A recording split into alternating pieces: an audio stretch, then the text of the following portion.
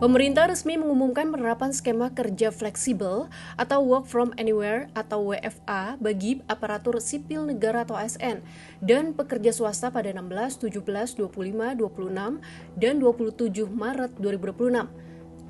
Kebijakan ini diambil sebagai strategi untuk mengurai potensi kepadatan arus mudik dan balik pada masa libur Idul Fitri 1447 Hijriah, sekaligus memudahkan masyarakat merencanakan perjalanan. Meski bertujuan positif, skema yang bukan merupakan libur tambahan ini menuntut kecermatan dalam implementasinya agar tidak menimbulkan ketimpangan di lapangan. Kami menghimbau kepada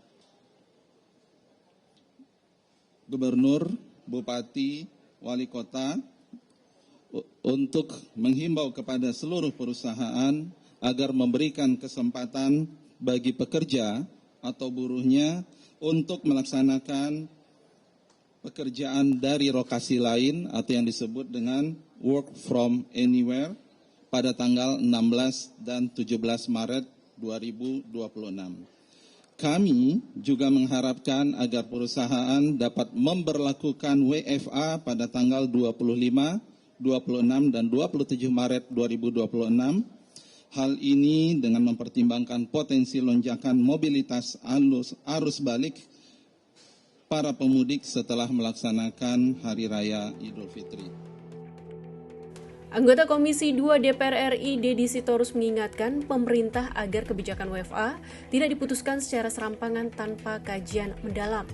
Menurut anggota DPR dari fraksi PDIP tersebut, penerapan WFA merupakan kebijakan yang memiliki dua sisi mata pisau. Di satu sisi menguntungkan bagi sebagian sektor, tetapi di sisi lain berisiko menimbulkan rasa ketidakadilan bagi pekerja yang jenis pekerjaannya mewajibkan kehadiran fisik. Menurut Deddy Sitorus, harus dipikirkan bagaimana keadilan bagi mereka yang tidak bisa menikmati WFA karena tuntutan profesi.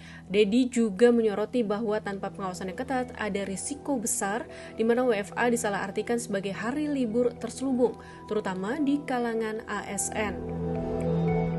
Ia menekankan perlunya rumusan sanksi yang tegas bagi pegawai yang kedapatan tidak produktif atau bahkan tidak bekerja sama sekali selama periode tersebut.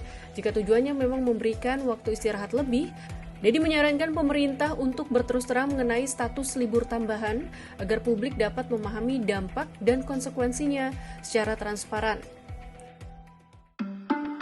Kekhawatiran akan munculnya kecemburuan sosial kian beralasan, mengingat banyaknya sektor yang dikecualikan dari kebijakan ini. Menaker Yasirli sebelumnya menegaskan bahwa sektor kesehatan, perhotelan, pusat perbelanjaan hingga manufaktur tetap harus beroperasi normal secara luring atau offline. Menurut Deddy, perbedaan perlakuan ini berpotensi memicu gesekan jika tidak dibarengi dengan pengaturan kompensasi atau manajemen beban kerja yang seimbang antara mereka yang bekerja dari rumah dan mereka yang berada di garda depan produksi. Merespons potensi tersebut, Menteri Pendayagunaan Aparatur Negara dan Reformasi Birokrasi atau PAN-RB, Rini Widiantini, telah menerbitkan Surat Edaran Nomor 2 Tahun 2026. Dalam aturan tersebut, pimpinan instansi pemerintah diinstruksikan untuk mengatur pelaksanaan tugas kedinasan secara mandiri dan sangat selektif. Rini menekankan bahwa fleksibilitas ini diberikan dengan syarat mutlak, tidak boleh mengganggu kelancaran pelayanan publik, yang berarti tidak semua ASN dalam satu instansi bisa mendapatkan kesempatan WFA secara bersamaan. Guna menjamin efektivitas kerja, Menteri PAN-RB menginstruksikan pimpinan instansi untuk mengoptimalkan sistem pemerintahan berbasis elektronik atau SPBE serta memastikan kanal pengaduan publik seperti SP4N Lapor tetap aktif. Penyelenggara layanan esensial mulai dari transportasi hingga kesehatan diwajibkan menjamin aksesibilitas bagi kelompok rentan seperti lansia dan penyandang disabilitas meski sebagian pegawai bekerja jarak jauh. Selain itu, pimpinan instansi diminta selektif dalam memberikan cuti tahunan dan memastikan seluruh ASN tetap menjadi teladan dengan tidak menerima gratifikasi dalam bentuk apapun selama periode hari raya. Di sisi lain, pemerintah daerah melalui gubernur dan wali kota diminta menjadi jembatan bagi sektor swasta agar imbauan WFA ini bisa diterapkan secara proporsional.